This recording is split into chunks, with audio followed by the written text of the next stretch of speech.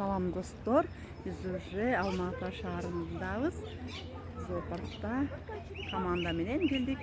Эртең бизде обучение, дүрсүнү событияга келдик. Команда менен тур менен чогуу.